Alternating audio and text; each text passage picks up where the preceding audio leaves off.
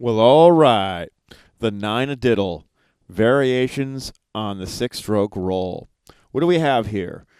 All right, so look at the PDF down below that I've provided you.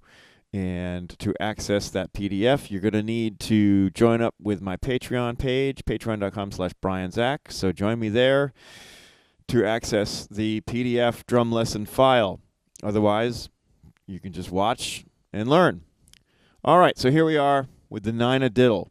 What is the nine-a-diddle? I don't know. I made that term up, but it pertains to this particular lick that has 9 notes in it, and it's sort of a variation on the six-stroke roll. So it, at first at least, it involves some triplets and the six-stroke roll plus an added 3 notes. So what we're going to do is, if you're not already familiar with the six-stroke roll, that's just right, left, right, left, right, left, right, with those accents.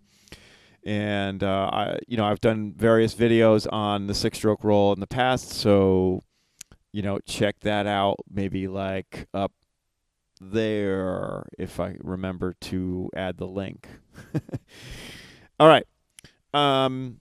So the nine-a-diddle. If you look at letter A on our PDF here, we're playing triplets, and the first 6 notes are essentially the six-stroke roll, but then there's 3 notes added, another right, left, left, and then the sequence starts over again. So it goes over the bar line, and it sort of repeats itself within a period of 3 bars.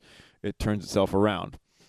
So we have some accents. So I'm just going to play you. I'm going to play quarter notes with my hi-hat, and I'm going to play you the accents with the correct sticking, and you're just going to hear what we have here. Okay, so 1, 2, 3, 4. Man, if I could play it cleanly, that would help. 1, 2, 3, 4.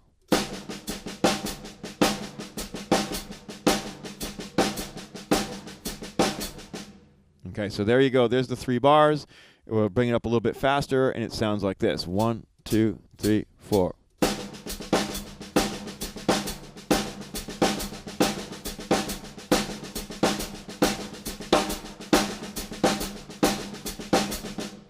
Okay, so let's look at letter B now, and we're going to add. Letter B just adds another accent to. It's the same sticking, same pattern. We're just going to add another accent on that third grouping of triplets. It's going to sound like this: 1, 2, 3, 4.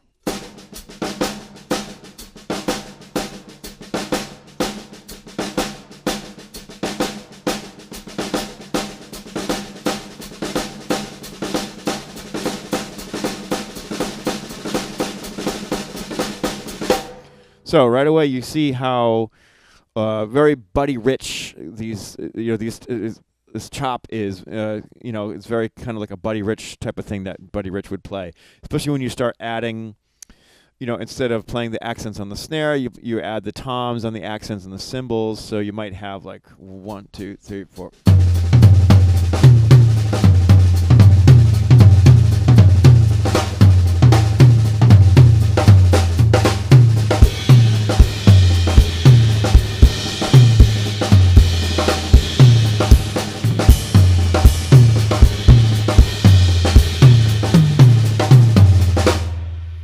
That kind of thing. All right, so it's very, I was just using the right hand, but you can also add the left hand.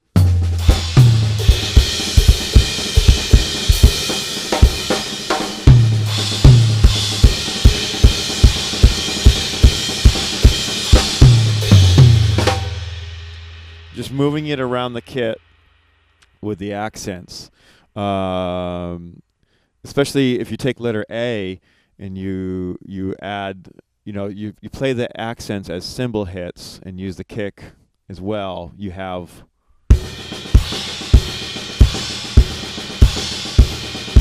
one, two, three, four.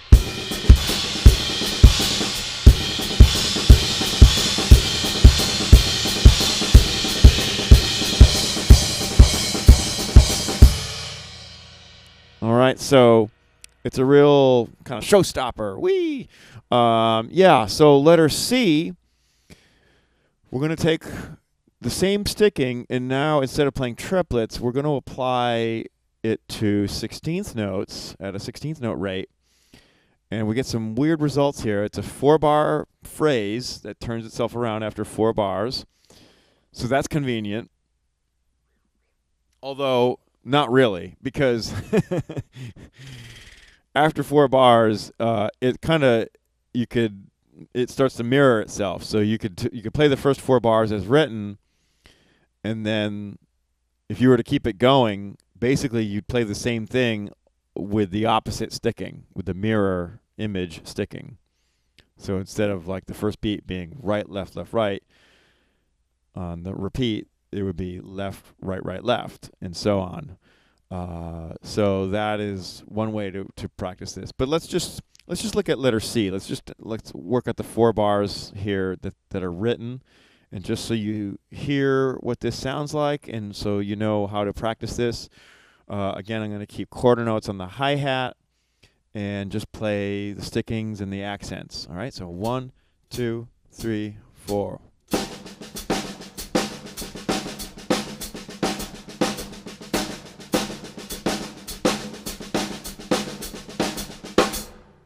Okay, one more time. 1, 2, 3, 4.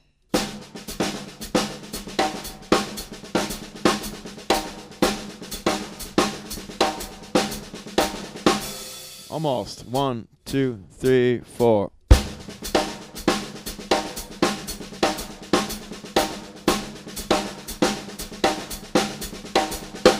There we go.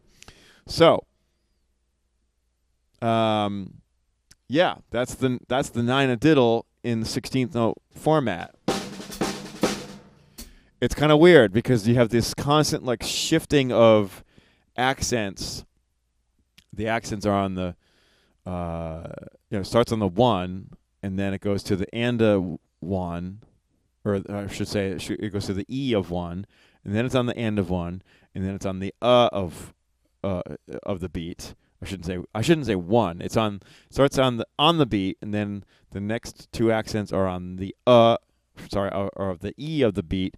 Then the next 2 accents are on the and of the beat, and then the next 2 accents are on the of the beat. So what it's happening is there's 2 accents that are shifting over 16th notes at a time. So it's sort of like a grouping of 5 almost. It's kind of weird to think about the math of it, but if I were to play the accents on the toms, it would sound like this: 1, 2, 3, 4. Ah.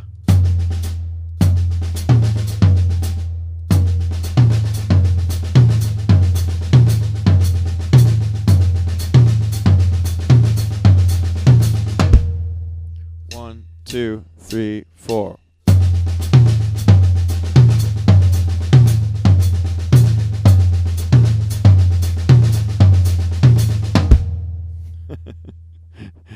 So I've played this in like solos and stuff, and it's kind of a brain melter because I've seen band members just sort of like go cross-eyed when I drop this on them, especially if you're not keeping a quarter note pulse happening.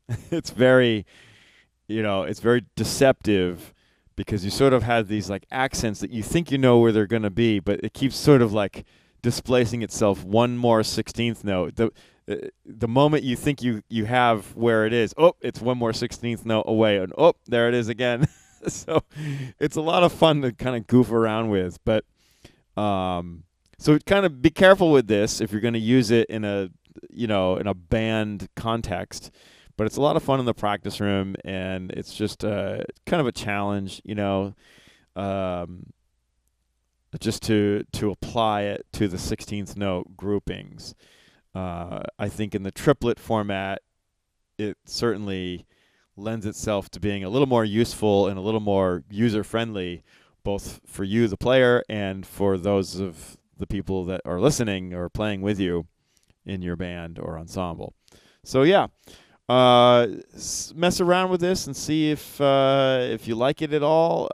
Again, leave a comment or, link me to a video of you, trying out this lick and messing around with it and see.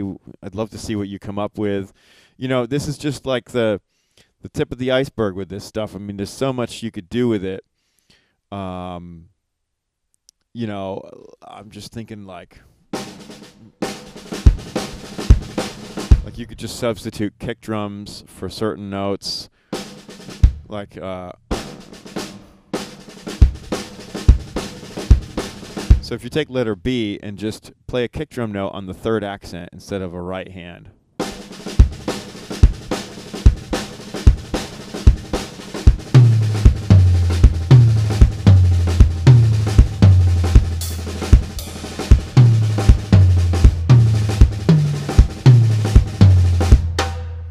Pretty cool stuff. Like if you have like a drum intro to a song. Think about like, 1, 2, 3, 4. 1, 2, 3, 4. Something like that, where you're bringing the band in, or you got some kind of just a break for a drum fill. These can be really, really handy and just like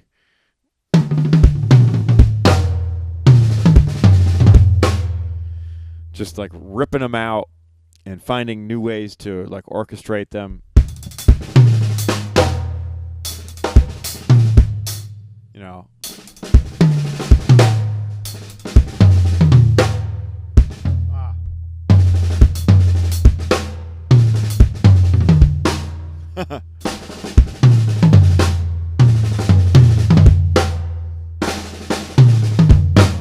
It's just adding, I'm just kind of like decorating it in different ways, and just this is what you should do: is take something like this that I'm showing you and just try to combine it with the things that you know already, and things so that you can decorate it and make it sort of your own, customize it in your own way. That way, you're not just playing a lick that somebody showed you; it's really yours, first of all, so it becomes part of your vocabulary and your sound, but it's coming from here, which tells me like you mean it and that it's really coming from an honest place.